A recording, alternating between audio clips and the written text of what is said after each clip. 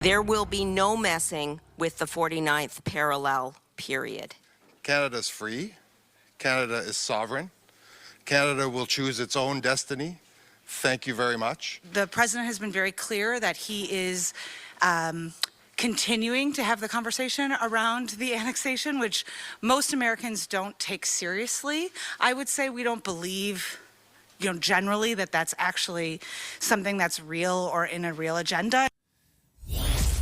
President Trump isn't joking when he talks about Canada becoming a 51st state. That's the message. CTV News has learned that Prime Minister Justin Trudeau delivered to attendees an economic summit that he hosted today in Toronto. Just how seriously should we take the threat? Let's bring in the front bench on this Friday. Sabrina Grover was a federal Liberal candidate in the 2021 election. She's a senior advisor at Spark Advocacy and North Star Public Affairs. Melanie Paradis was the communications director for former Conservative leader Erin O'Toole, now the president of Texture Communications.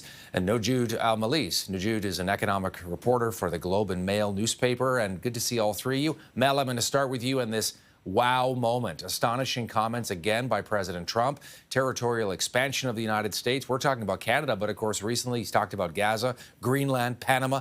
A lot of Canadians find this sort of stuff deeply offensive. Is this real? Is it throwing spaghetti at the wall? So it's strategic. Certainly, it's neither fake nor throwing spaghetti at the wall. But this is so the president of the United States is a disruptor. That's his negotiation tactic. He approaches inertia in like loggerheads in negotiations by being as disruptive as possible. So he'll come to the table with an idea that or a statement that is completely wild and just rattles everyone, get the energy flowing in the room again, positively or negatively. But it eliminates immediately any inertia in a negotiation. And you can choose to respond to that with hysterics, or you can choose to respond to that by getting to work.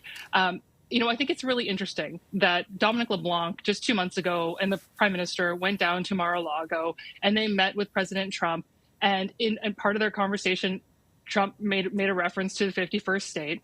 And when Dominic LeBlanc was asked about this, at the time he said, "This is just a joke. The president was joking around. Don't worry about this." And now, 2 months later, we hear the Prime Minister on a hot mic saying that this isn't a joke and he's actually quite serious and we need to take this very seriously. What this tells me is that the Liberals have not forgotten the number one rule of a crisis, which is never let a good crisis go to waste. Sabrina, let's bring you into the conversation. We know that Trump's critics say the president craves attention, publicity, and that people give into his game if they hyperventilate over every controversial or outrageous comment that they think he makes. On the other hand, he is unpredictable. Now the Prime Minister saying this is serious. What's your take? So I agree with everything that Mel said, but I think that this version of Donald Trump is a lot different than the Donald Trump we had in 2016 in Trump V1 administration. And the reason I would say that is because the amount of power that he has today is really unparalleled, right? And we've seen it feels like it's been a year already of his administration. He got into power 3 weeks ago. And already you've seen some of these major things take place in the United States. USAID closed down. Federal workers trying to be bought out, fired. You've seen actual flights leave the United States, headed to Cuba, headed to Colombia with migrants. And so it's not like he's just throwing things around and then he's waiting to maybe do them. So I really think that this is a serious threat. And I think it is at our peril if we do not take this threat seriously. We have a lot of the things that the United States wants. That goes beyond energy. It includes water. It includes critical minerals.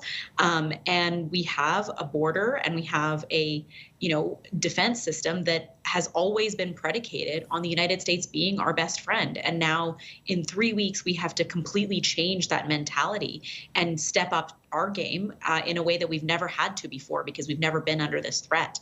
So I think that this is a real serious threat. And I think the Liberals are right to be, inserting that fear into business and into Canadians, because the only way that you can respond is if you take it seriously. Jude, how much of this is about economics? And Sabrina was talking about critical minerals. That's one issue.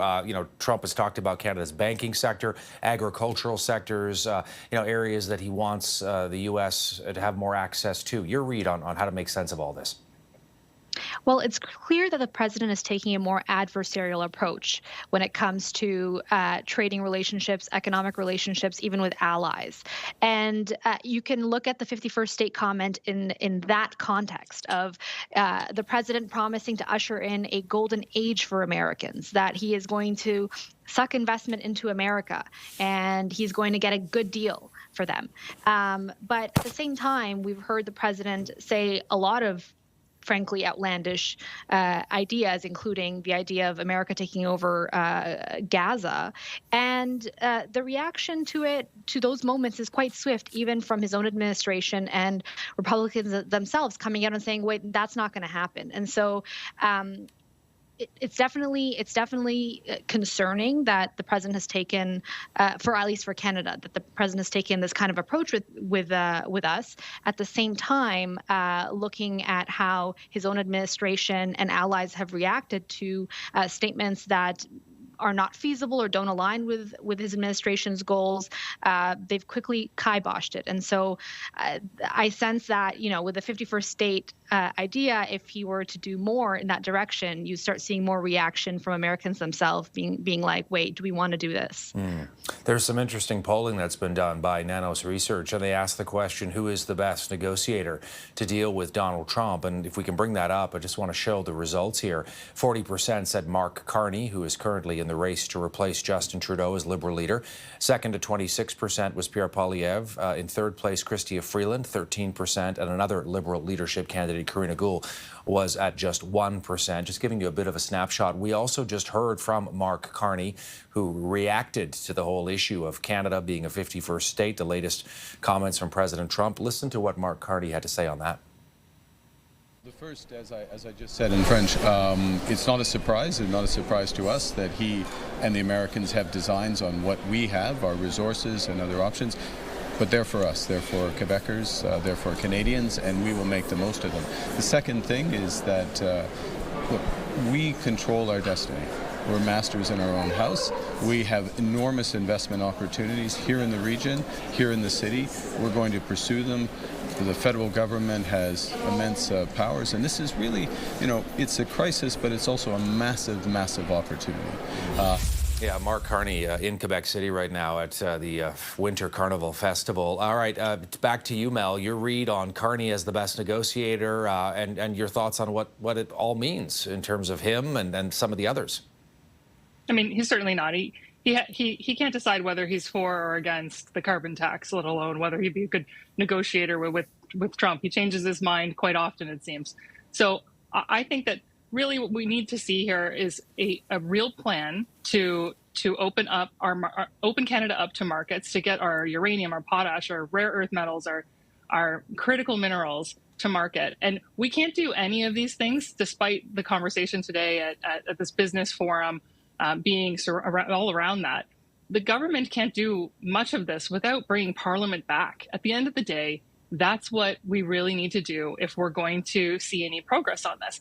The Liberals themselves, even just in their border plan and in the fentanyl changes that they want to make, they need to pass like 3 pieces of legislation or make changes to 3 pieces of legislation in order to do that. Right. And if we don't bring Parliament back, how could we possibly meet this commitment to President Trump before the deadline, before like March 3rd, or whatever the deadline is, when Parliament's not scheduled to come back until March 24th because of this unnecessary prorogation?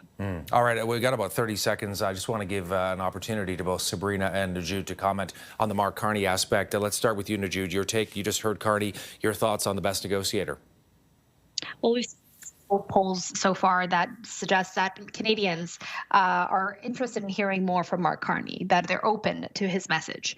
I mean, just based off of his resume, he used to be the Bank of Canada governor of the Bank of England. It's easy to see why Canadians would look at Mark Carney and think he might be well positioned to deal with Donald Trump on economic files. But as time goes, he'll be tested on that. Sabrina? I think that the opposition hates to see a crisis coming, and this is a clear example of why, because it makes them lose ground.